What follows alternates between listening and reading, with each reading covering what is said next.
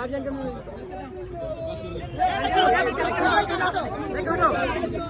कहे के बाद कुछ मन में है, कुछ बोलने को कि बोलना है। ये भूषण में क्या ना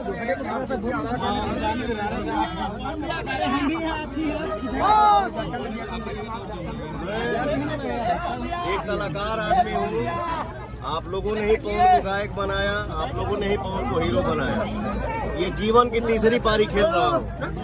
वो भी एक माँ भेजी है अपने बेटा को ये बोल के कि मैं काराकाट को सौंप दिया अपना बेटा।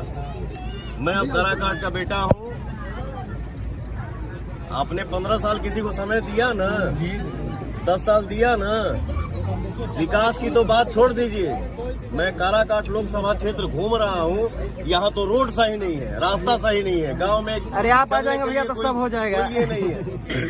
आप ही एक ऐसे कैंडिडेट है जो इस गांव को दर्शन दिए। अगर हम आए हैं, आप सभी हैं हमारे भैया, चाचा, नौजवान साथी, हमारे माई बहन बाड़ी से। पवन क्या मांगने आया है? आशीर्वाद।